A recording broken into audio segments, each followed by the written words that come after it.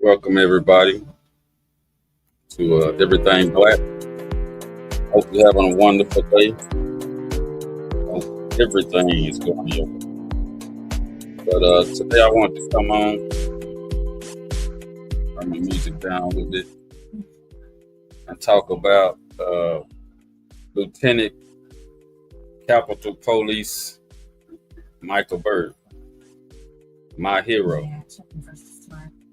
Um, I just want to say that when black people take a job, what we call a serious job, we usually try to be the best at it. We usually try to do better than the other folks because we all know they really us there. As you can tell in America's history, working on their jobs, they don't want us there, especially if they're paying halfway decent. We have to fight for every damn hour, every damn minute, and then we have to look around and hell, they ready to fire us, you know, when we're trying to do a decent job. Um, we're just there to, use this little resources that they give us to feed our entire family. You know, I raised, I was married young, and we raised 6 kids. And man, I tell you, that was the hardest times of our lives, especially me, young dude trying to take care of a wife and 6 kids. All the kids were mine. No, we didn't have any outside kids. Um, but I just wanted to take time out of my day to recognize a hero to me, and I hope he's a hero to you. On January the 6th, you heard about all these people breaking into the Capitol and in Washington D.C. and trying to take over. Well, all that worked until one gunshot. Um, then they got their ass on the ground and turned around. Just one gunshot. Think about that. Just one black man stood his ground, took care of whatever he needed to take care of that day. Now, you will hear probably on other channels or other races talking about he's a murderer. I think Trump said that. President Trump said that. You know, I mean, everybody got their choices, and Trump is just another person on the planet who got his opinion. In my opinion, the man, and not only my opinion, but the court opinion, that the man did a righteous job. The man did the right thing. He took care of the people in Congress, and also I might not show it on this video, but he helped all those people, he kept them alive, all those senators and House representatives. He was the only man between them and that crowd. Now it was other cops, but to me, they was cowards. They was bagging up while everybody was breaking into the Capitol. They was just letting them come on in. Even there was so-called FBI undercovers or FBI people there or federal police or whatever was there with them. They all allowed these people to come through. Because you know why? Most of them was white and they were scared. They were scared to handle business. But thank God for this one brother, Michael Byrd. He said, hell no, I'm doing my job today. Now, they're going to say that Michael Byrd was a terrible, reckless police officer. They always try to dog us. Once we do something heroic, they try to find something wrong. Either way it go, whether he was a bad guy or good guy, on that day he was a hero. And I just want to take time my day to say thank you, Mr. Lieutenant Capitol Police Micheal Byrd. I'm taking time out of my day, and I hope you take time out of your day. I hope you watch and like this video and say, hey, yeah, we with you. We want to thank Micheal Byrd. And I'm finna show a little bit of Micheal, my hero. Fair use YouTube, Facebook, and whoever else. This is educational purposes only. And I just want to introduce the world. If y'all don't know this guy, y'all might need to know this guy. Let me see if I got him on the screen already. Hold on 1 second.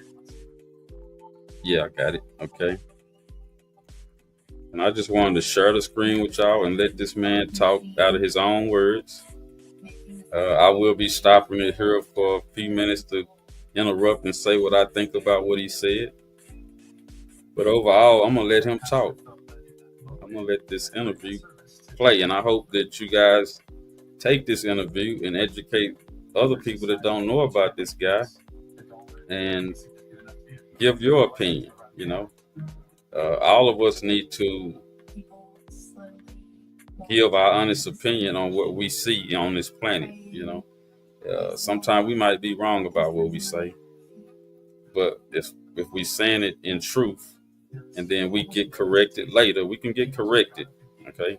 If I say anything wrong about this video, correct me. Somebody send something to me, hit me up, you know, and say, hey man, you was wrong about that.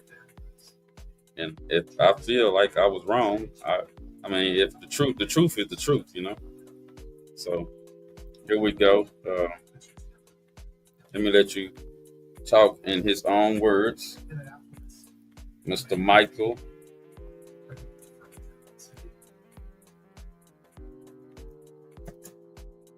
Byrd.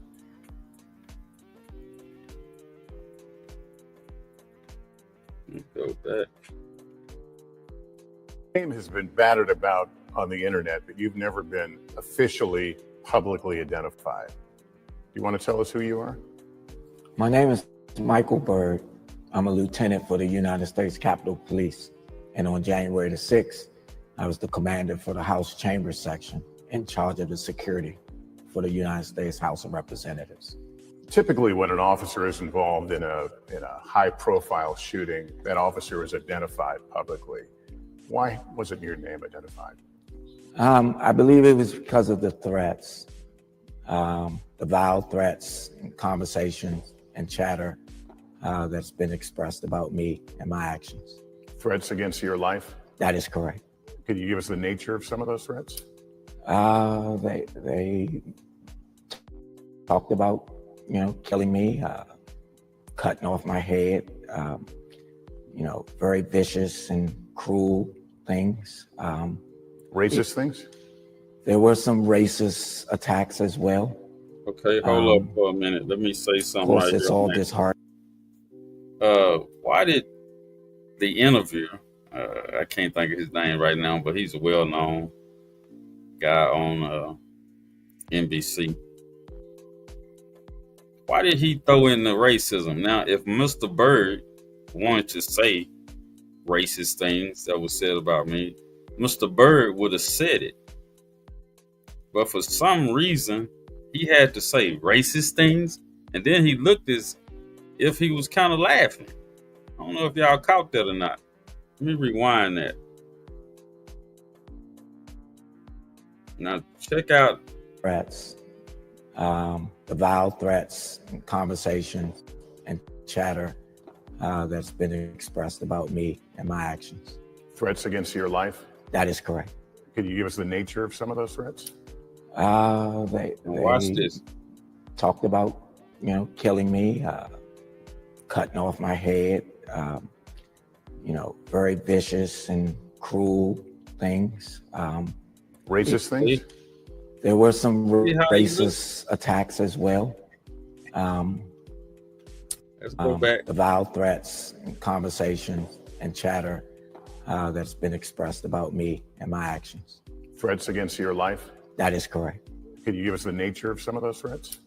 They asked for the nature. Talked about, Fair use, killing me, cutting off my head, very vicious and cruel things. Racist things? Now look at his face. Racist things? Why did he say that?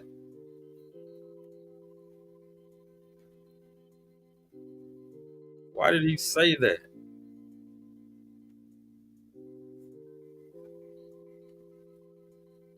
Why did he say racist things? Now, if Mr. Byrd wanted, again, if he wanted us to know, he would have said it. Why did he throw that in there? And then look at his face.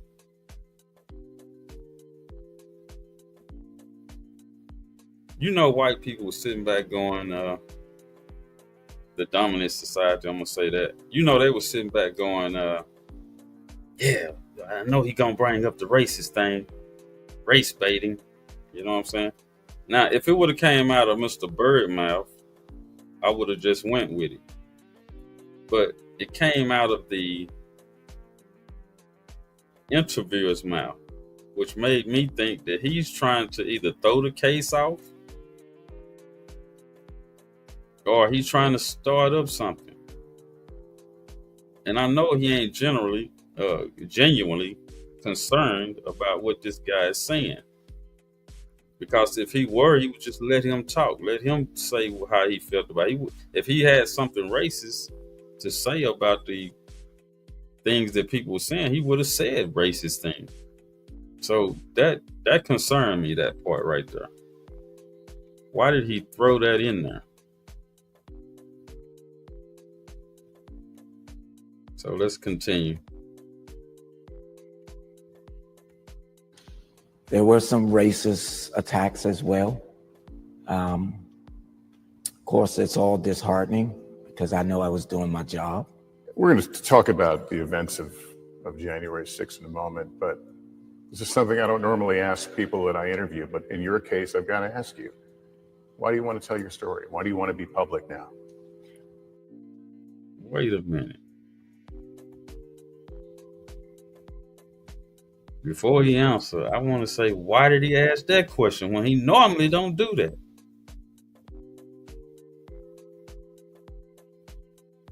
See, we got to watch stuff like this. We got to control the narrative. This guy seemed to be kind of controlling what the interviewer is about to say. Maybe people were like wondering, why did he want to come out now? Well, the man it was a lot of lies being told on this guy about his history. I was going to play a video on that of the dominant society saying, some of the white YouTubers saying things about this guy, but I said, no, I ain't gonna even put what they saying because that'll put that'll help them, I just wanted y'all to hear his words and why I think he was a hero. But I'm just wondering about this interviewer guy, why is he leading this guy to say things that he really don't need to say? He's coming out and coming on letting you interview him because he think you have some kind of integrity. And he's trying to tell the truth because even them damn Democrats was lying on this man or wouldn't even testify for this man, and he helped them. He took cover for them. He protected them in a violent moment in history. But yet, for some reason, this guy keeps saying racist. He mentioned racism, the racist stuff they said to him. And now he's asking him, why are you coming out at this last moment? Well, the man know all the lies. He's just trying to Do what R. Kelly did in that interview, which I think R. Kelly got emotional and lost it. This man here was getting emotional, but he didn't lose it. Okay? So let's finish. Well, I would have liked to have come forth earlier, but there's a process, investigative process that must play out. I was cleared by the DOJ and FBI and Metropolitan Police, and then the process can't start until that process is completed for U.S. Capitol Police to do their internal administrative investigation. But given the nature of the threats that you described, do you have any concern about showing your face and identifying yourself? Of course I do.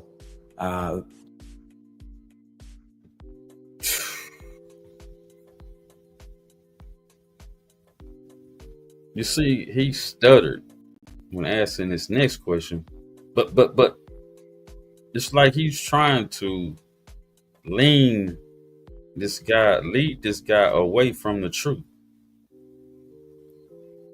I mean, it seems kind of odd to me. I don't know about y'all, but it really seems kind of odd that this guy would keep when somebody stutter like that. But okay, here comes something here. This is very interesting. Let me finish up. That is a very vital point, and it's something that is frightening. Again, I believe I showed the utmost courage on January 6th, and it's time for me to do that now. There's a lot of things that have been reported that are inaccurate and misrepresentations of my actions on January the 6th. You've got a lot built up that you want to talk about. I do. Well, let's start with that day, January 6th. What were your expectations as you headed to work that day? It was the expectations after we planned. We spent a week before going through our threat analysis and planning and making sure officers are aware of their assignments and their comfortability with what they were asked to do for that day. Joint session of Congress in accordance with a demonstration on the outside. I was solely responsible for the joint session and the members of Congress because that was taking place in my area of responsibility. So it was pretty much a normal event as far as I was concerned. We did not get specific intel that would require us to change or adjust our posture. So at that point, it just felt like it was, a routine event that I've done over the last 28 years of my career. How many people were you in charge of? How many other officers? On that day, I had about a third of what is assigned to my my unit as a result of COVID, as a result of additional manpower needed to work the demonstration. So you were going in shorthanded? That is correct. From the start of the day. Did that give you any concerns about what might come? Always. I felt, again, because there was no intel indicating that the requirement for more people would be necessary, I was comfortable and made sure that my team was well informed and prepared to handle the routine event, which is a joint session, which occurs on Capitol Hill all the time. So your job on that particular morning was you were in charge of the security of these members of Congress? That is correct. And the area that we see you in ultimately, when the shooting takes place, could you describe where that is in relation to the House chambers? It is essentially a part of the chamber. It's steps, literally short steps away from the actual chamber itself to my area of responsibility. Before we see your arm and see you now in that area where people are trying to come through the door, had you talked to members of Congress and briefed them on the situation? Exactly. One of the things in preparation prior to them breaching the rioters breaching the Capitol building. It is my responsibility to inform the members of Congress, the Sergeant at Arms, and the members of Congress that the protests had escalated into a riot and that officers were being assaulted. They were attempting to breach the building. They've been using chemical agents outside. There were pipe bombs found, weapons discovered and confiscated. They were using weapons on members of the law enforcement community. So you're briefing members of Congress on what you know. That's correct, as this stuff is being reported to me over the radio. What did you tell them in a way that they could be safe? One of the things is part of our training and the exercises we conduct. I informed the members that they need to gather their gas masks, which we have in a specific location on the floor, and instructed them at that time to be prepared, how to use it and to be prepared to don the mask in the event that the threat escalates closer to the House chamber. Did you at some point give them tips on how they might blend in? One of the things that was imperative as the breach had entered the Capitol building was to inform the members to remove their pens to allow them to blend in somewhat. We asked them to remove their pens. Members of Congress carry a pin on their lapel. They have a pin that identifies who they are. That's part of the security initiative that allows them access throughout the building. And so I'd asked them to remove their pins, to remove their jackets, to look like staff as much as possible, and to seek shelter by staying down below their chairs. You're following your training and protocol, but inside, is there part of you that's screaming that I can't believe this is happening? Of course, it was a surreal event.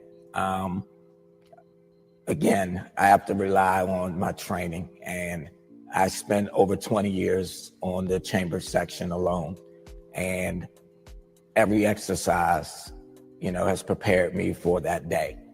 And every policy that I helped, write the policy, or had some input. I don't want to say help write it, but had some input because of my longevity in that position, putting up a makeshift barricade, using furniture, opens up through the doorway. Those are your guys?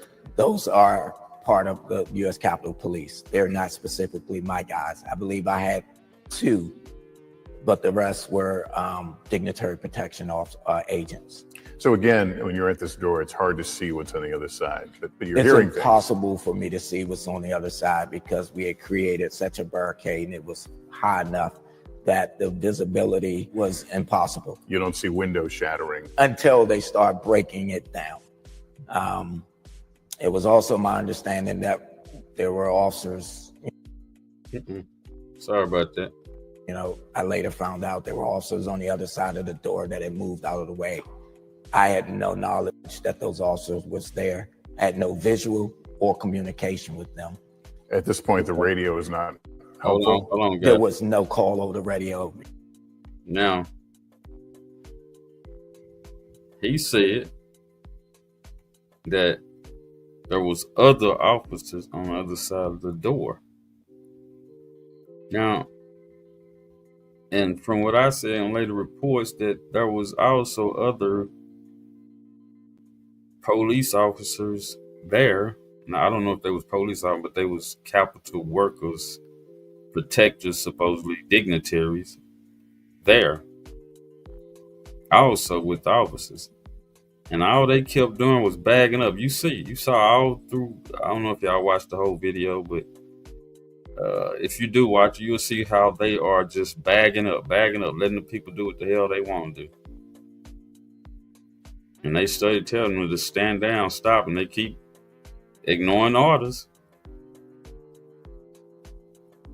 They did that throughout the whole building. If y'all go back and watch the videos. This is my hero, so I'm just showing you my hero part, Now, there's other parts to this. I'm just showing you my hero. Explaining to me that these officers were there. I don't believe they tried to dispatch or inform anyone that they were present. So when the crowd begins to try to work its way through the door, which we've And I seen also on remember video, some of those officers probably you feel like you're running out of options. I'm just We were already my limited opinion. in the I don't options know that if we it's had. true or not. Once we barricaded the doors, It we were seemed like essentially some trapped of them might where have we been were. There was no way to retreat, no other way to get out, because we did both sides of that quarter. So you're essentially trapped. And all of the training and policies that we have in place. So they was basically trapped. Ended the same way in the 20 Weird. years that I've been inside the House chamber as an officer. You rely on our CERT, which is, our containment team. And if they don't make it there to stop the threat, you're the last line of defense. And it's up to you to take the appropriate action. Now remember, he was the last line. And that's where you found yourself. And that's where I found myself.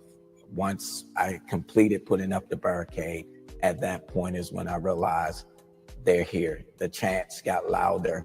I couldn't make out what they were saying, but it sounded like hundreds of people outside of that door. And then once they started knocking down all of the barricades and crashing through the doors and windows of the East Lobby, I knew at that point, I'm yelling, I'm screaming. My throat was hurting for a few days afterwards. I didn't even realize I had been yelling and screaming as loud as I was. Please stop, get back, stop. Of course, we had our weapons drawn. It's part of our training. You had shots fired onto the house floor. No, I didn't see those other. You're trained to take a tactical defensive position and, prepare for the threat. In your long career, have you ever withdrawn your weapon against a potential threat? There is a time, but I've never discharged my weapon in the course of that action. But there has been times when we had to draw a weapon. The lawyer for the Babbitt family says that you didn't warn, you didn't offer a warning. What were you saying as you held the gun? Get back, stop, get back. Was a warning. No, stop, get back, repeatedly screaming. And I know it was difficult for anyone to see me verbally speaking because we were wearing the masks because of COVID, but he wasn't there.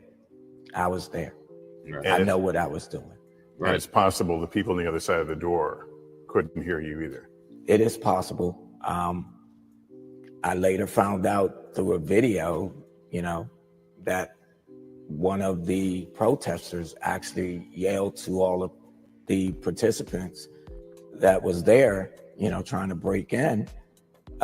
They've got their guns drawn. Back up. Wait a minute, So I can't speak what they heard. I know what I was doing. I was following my policy. I was given as much warning as I possibly could. I was yelling literally at the top of I think I hurt my throat. They talked. Man, I knocked the spot back, but I just want to say this. If you watch the video on January 6th, the protester the rioters did yell to the other members, hey, he got a gun, bag up, hold up. He was telling them to hold up, back up, chill out, he got a gun. But that one protester who got shot, or a rioter, at this point they was rioters,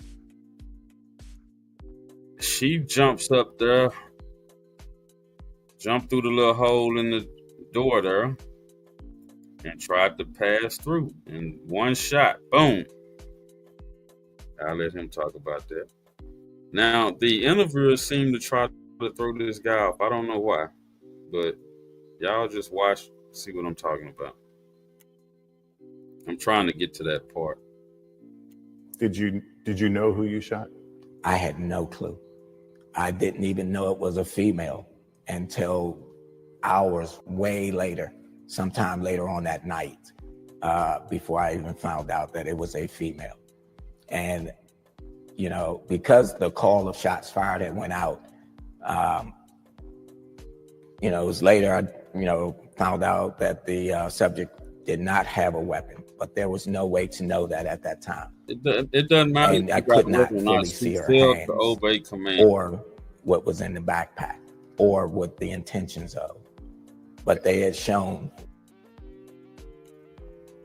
Let me say this.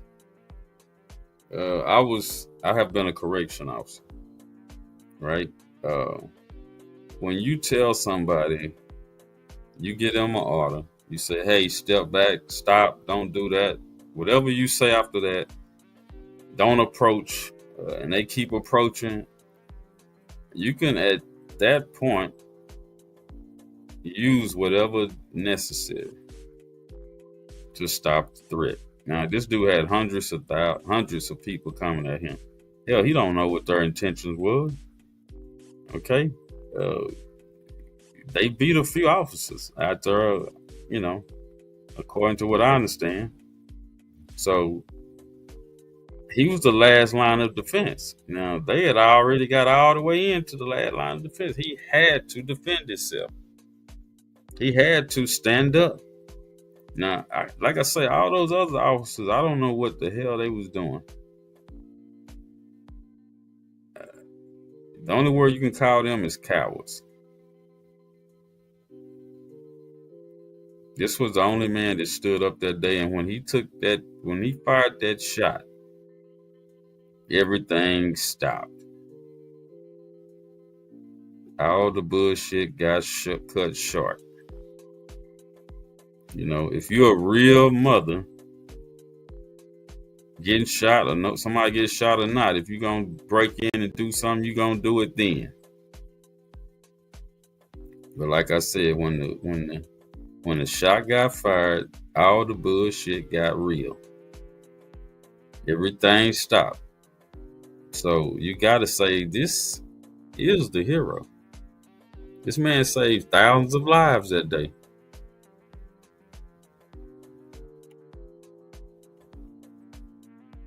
Violence leading up to that point. And I have to ask you, I mean, based on your training, in that case, does it matter that the person was armed or not? No. According to law, it does not. And I would let my lawyer speak on that, or the United States Capitol Police General Counsel further elaborate on that. Yeah. I know based on my training and my policy, what I did was appropriate. Right. Let me ask you this. After you fired, did the threat appear to cease? It did. Hell yeah, it did. No one else attempted to enter That's into right. that hall. After the shooting. Look, we got to emphasize on that. Believe me, when you put that power tool on somebody, or some bodies, their ass gonna either come with it or they gonna take their ass home. They gonna lay it down and shut it down. The power tool don't play. And you can talk all you want, but when you put that power tool on somebody, oh, the shit get real. Okay? The shit got real that day. And after he shot that, when he fired that shot, oh, shit shut down. All that old rioting and acting back and talking about whooping ass, all this old bullshit they were doing. Oh, the shit got real then. See, when you pull that power tool out and you fired, oh yeah. Everything got quiet, let's put it that way. They went their ass home. Or they went to jail. So you know the story after that, okay? This is my hero. Capitol Police Lieutenant Capitol Police Micheal Byrd did his thing in history. He's in history now. He shut the shit down. Now, white folks don't want this to be the hero. The society don't want this to be the hero. But like I say, when we black people, when we foundation black Americans, freedmen, children of freedmen, man, when we stick together, when we hook up, that's why I'm so intimate about these single mom things, man. We got to stop that. If you don't want to be with this guy and create this family, and you have a child with this man, you stuck. This is sealed. You need to be real, and you need to go ahead and raise that family and stick with that family and stick behind that man and get this man whatever intention he got for this life. He needs to get to it, and you need to be behind him getting to it. Every black man should have in his mind to build a nation of good black people, not good black people, excellent black people. We are great together. I mean, look at what they're doing in Africa, man. All those people are separate. Look at all the other diaspora, all these other immigrants, man. They separate. That's why they can't get shit done. The only reason white people got shit done because we were together on what we were doing to try to fix this thing in a bad situation. Every black man got a bad situation story, man. Every foundational black man that got it from the mud, we got a story. We got a great story to tell.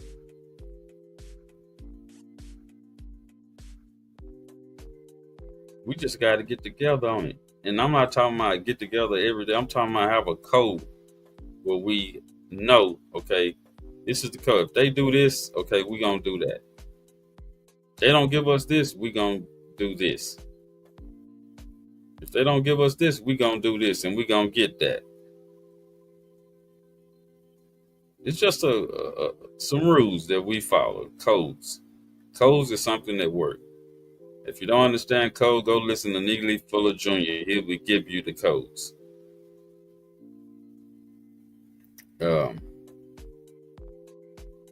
Like I say, this is a hero, and this interview is studied trying to throw this guy out for some reason.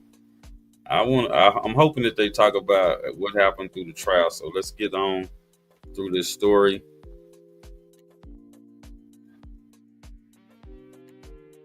I assume your attention is also thinking about these members of Congress. I immediately reverted back to trying to get the members of Congress out of the area and to a safe location.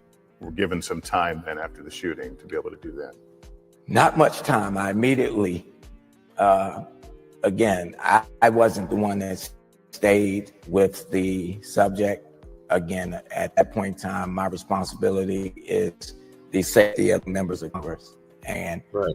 I immediately went to try to provide a safe route for an evacuation for the members of Congress and advising them which way to go and how to proceed. We had a few members that are, I don't want to say disabled or have, disabilities, limitations as far as being able to run or move fast. And some of those individuals were directly in the lobby with me at the time of the incident. As you likely know, there have been some who have elevated Ashley Babbitt to the status of a martyr. I'm curious how you react to that. I have no reaction to that. I know on that day, there was a lot of people injured and several people died. And my heart goes out to everyone involved on that day that got injured or passed away. What should we make of the fact that there were other officers in other potentially life-threatening situations who didn't use their service weapons that day? I'm sure it was a terrifying situation. So again, he goes back and he asks this guy, what about the other officers? You know, why didn't they use their gun? Well, it don't matter what the other officers did, man. When we got to this man, he stood his ground. He did his job. Now, we can't say that about the other guys, you know. When you know, only thing you say about them is the only word that comes to mind is cowards.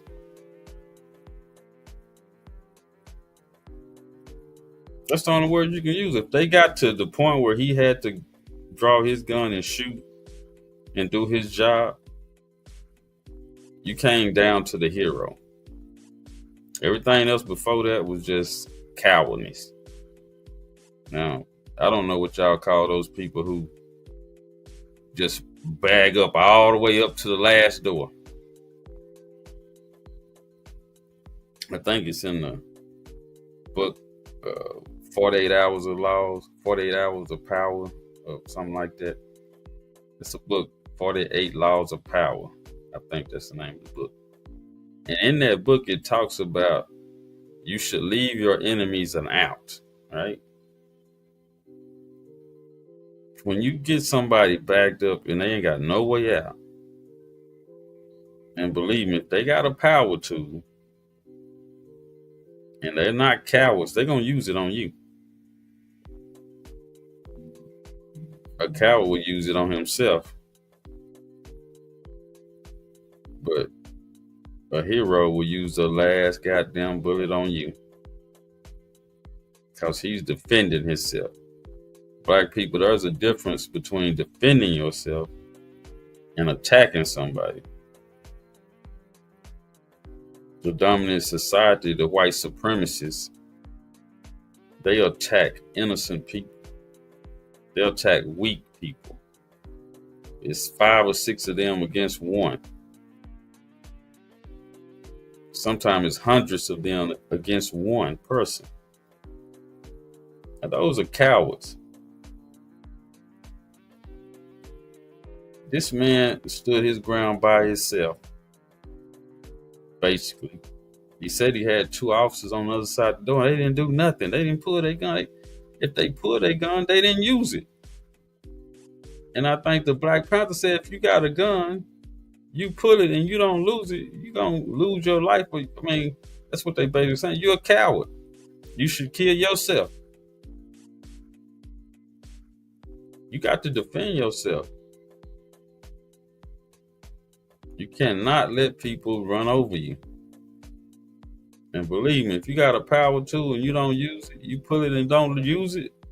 I think Tupac talked about that in an interview.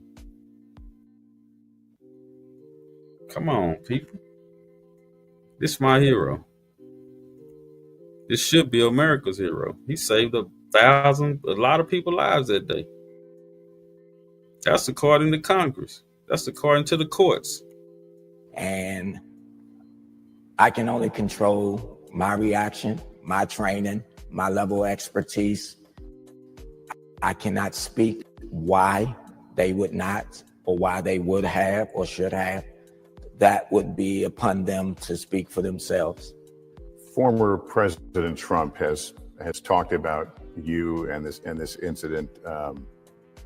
He says she was murdered. What does it feel like to hear that from a former president? Well, it's disheartening, but the only other thing I like to say to that, I mean, there he goes again, asking us a question that has nothing to do with anything. Y'all know Trump gonna say a whole bunch of bullshit, man. That's what he is, a lot of bullshit. But who cares what President Trump think? When you defending yourself, who cares what anybody think? When you're doing your job, when you defending yourself, you standing up for something. You standing up on business. You standing on business. 10 toes down. He didn't run. He didn't flee. See, Foundation Black Americans don't flee. We don't run. We stand. And we standing in this racist society. He's standing up for people who don't really give a damn about him.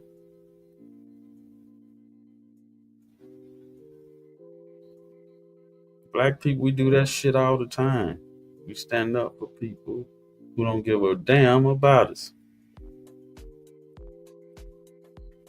Especially black men, we do that shit all the time. We have families, we do everything for our family. We give our lives for our family. But they don't really recognize us until we dead. And if they do it at that time, man, that's heartbreaking for most men. Especially men that do the right thing.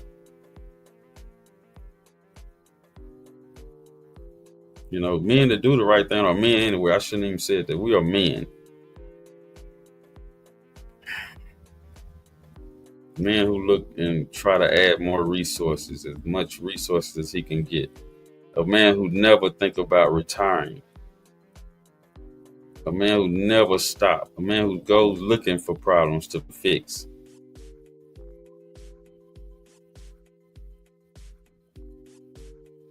As men, we should be like, what a problem at? This one big problem we have is racism, white supremacy. This is our one big problem. And all of us black men should stand for something and die for this shit. We got to get rid of it.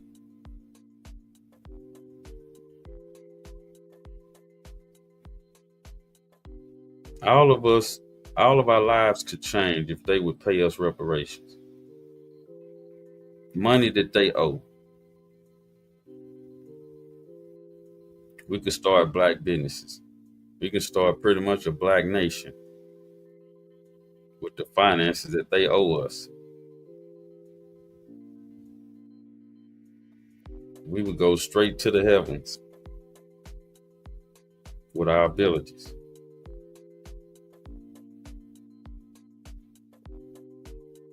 You will no longer be on the bottom of everybody's shit.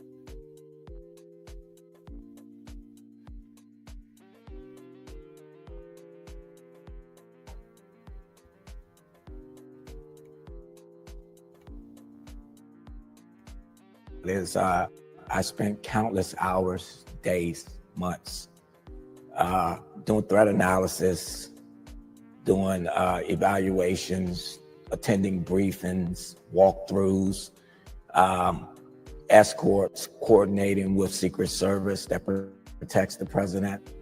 There's pictures of me that have circulated that my wife was receiving during joint sessions and State of the Unions or when he was present. And I'm right there behind him. And I've escorted him on numerous occasions when he's visited the Capitol. And if he was in the room or anywhere and I'm responsible for him, I was prepared to do the same thing for him and his family. Would you have his back today if you were so assigned? I sure would, because it's my job. Thank you. And he's a leader of the United States, and he deserves the same protection as the members of Congress, the current president, the Speaker of the House, you as a staffer, if you was in there, or a reporter. My job is to provide the safety and security for all of you. Member of Congress described you as lying in wait. The attorney for the Babbitt family says that you ambushed her. What is it like to hear those accusations, and how do you respond? Again, those things are disheartening, but Now, did y'all hear that? He said that members of Congress lied on this man. Not only the lady's family, but members of Congress. These are the people he was protecting. You see what I'm saying? These are people who he was giving his life to protect. And when it came to court time, they flipped on him.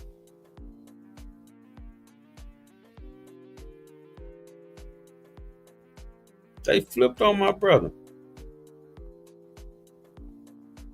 You see, this is why he's a hero. He stood up against all the bullshit and shut the bullshit down. This is what black men are here for, ladies. All y'all separating from us and doing y'all thing and saying all kind of bad things about black men. Now I mean, hey, all of us ain't perfect, but everything has its place. When you separate from your man, from your protector, oh man, you setting yourself up for failure, ladies. There's always a man that's putting his life on the line for the family, for the world. Look at Malcolm X, Martin Luther King. Numerous of guys, men, put their lives on the line, their family lives on the line, so we could, God dog it, have a little taste of freedom, man. And that shit still ain't happened yet. It's 2025, still ain't happened yet. Come on, black people, let's wake up, man. FBAs, we waking up. It's like they done woke up a sleeping giant. Please, let's keep the movement going. Let's keep the bloodline going. We need our money. All our children run across their children and end up losing their minds. You know what I'm saying?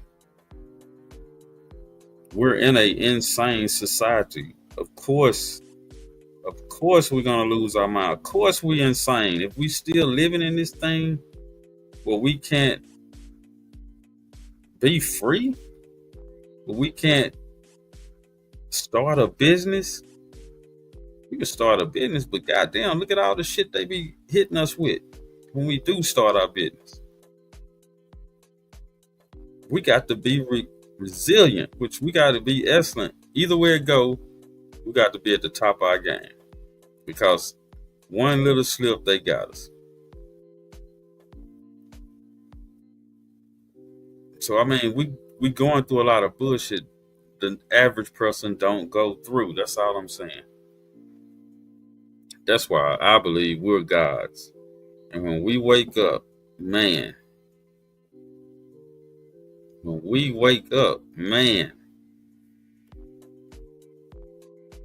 let's get back to this.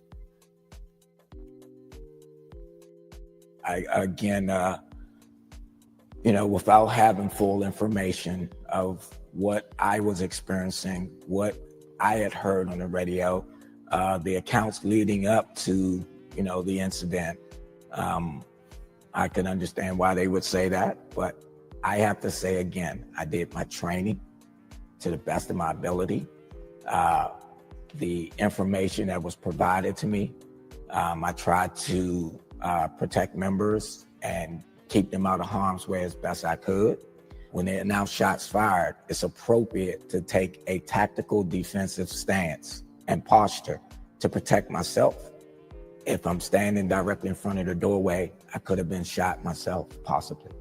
A few years ago, you were investigated for leaving your service weapon in a bathroom. Yes. And that's been brought up by those who are questioning your competency. Yeah. Do you want to respond to that? Sure. It was a terrible mistake. See, I knew this guy was going somewhere. But see, that's the first thing they say. When a black man do a excellent job, when we do our job, when we do everything to the best of our ability, they find one funky little thing or two or three funky little, whatever we did in the past does not matter to what he did for these people. He saved lives.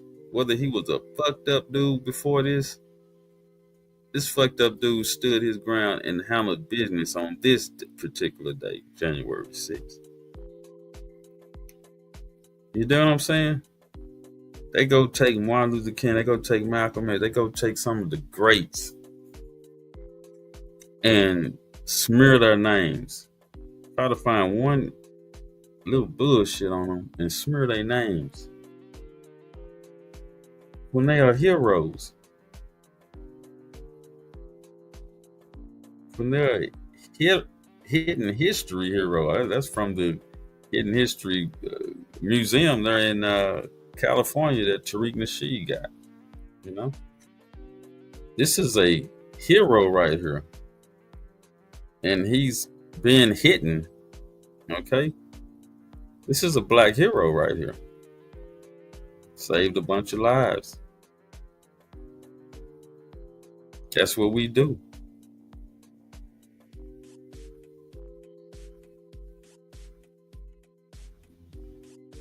And they trying to demonize the brother. I acknowledged it. I owned up to it. I accepted the responsibility. I was penalized for it, and I moved on. We discussed this at the beginning of the interview, but your name has been withheld through official channels, and that's unusual in cases where a police officer is involved in a high-profile shooting. Did you get special treatment? Of course not. No way. The threats, the vile, angry people viciously attacking me without full knowledge of what my duties and responsibilities were for that day. You know, there's a thing called rules of engagement. He asked him if he got special treatment. Well, I be damned. If he got special treatment. He got special treatment, all right.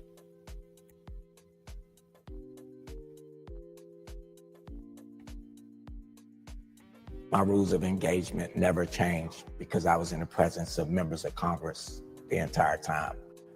You know, there are other officers who may not have fired because they were surrounded, they were enclosed, they had a place to retreat.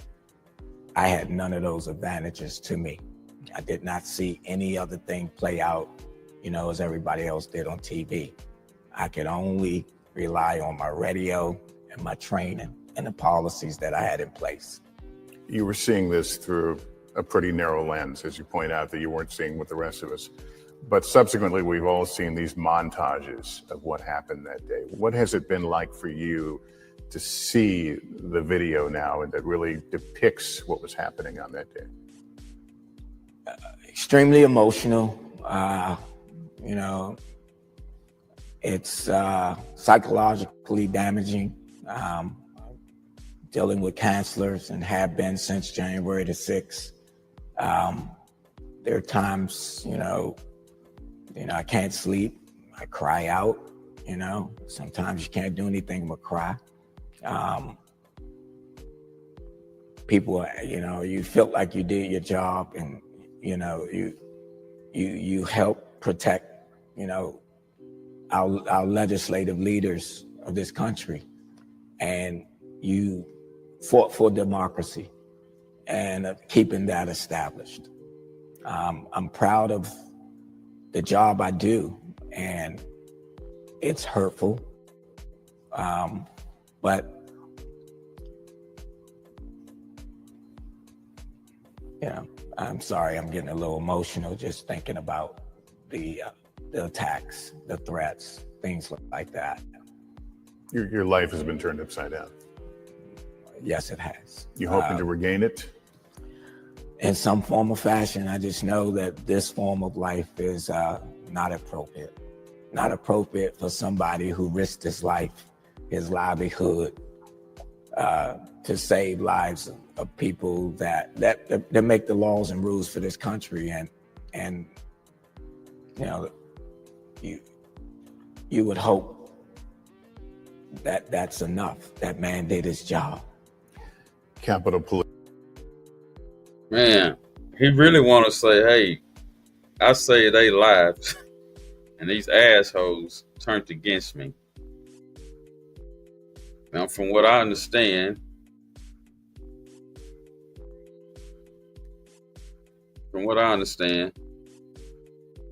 these people turned against him in court. Those congressmen, they was gonna get this man for murder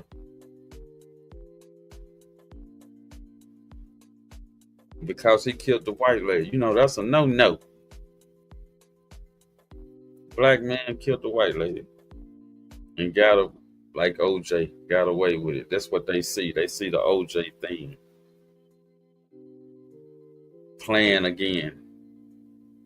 They can't stand it. They got to that's a loss for them. They got to get us back.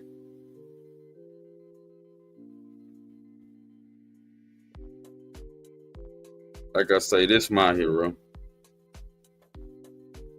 And I'm going to go ahead and let him finish speaking, then I'm going to end the program. Police in their press release after exonerating you said your actions potentially saved members and staff from serious injury and possible death. What was it like to hear those words, to see those words? Those words meant a lot because that's exactly what I did on that day. That was my mission. That was what I prepared for. And it's rewarding and refreshing to hear that. What do you want us to know, particularly critics, but all of us? What do you want us to know about what it's like to take a human life? It's always difficult. It's a decision nobody wants to be faced with in law enforcement. Why did he do that? See, it's always on the black brother to explain when we take their lives. This man took a white life. Now he got explained to the day he died why he done that. When this lady was out of order, like they be telling us he's out of order, he didn't listen to command, she didn't listen to command. He gave command, he followed his due diligence, he did his job. This man is a hero. This man, according to your own courts, he saved lives.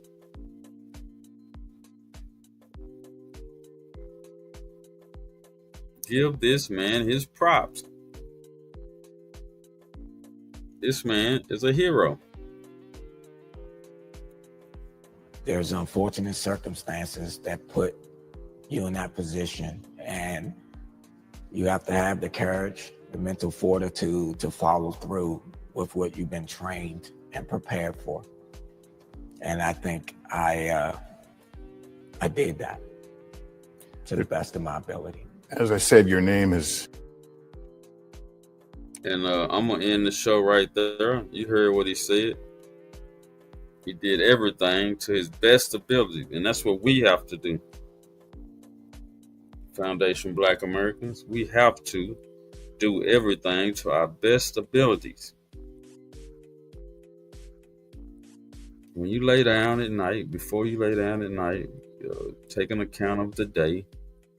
Did you do everything in your best abilities?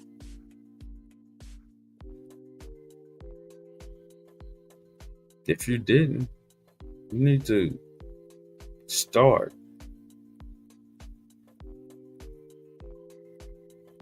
I'm trying to do everything in my best ability. I'm tired right now. And I had to do this show. I had to say thank you to this brother. I wanted him to know we didn't forget you. We haven't forgot you. We appreciate you. We salute you. Mr. Capitol Police Lieutenant Micheal Byrd. Everything Black.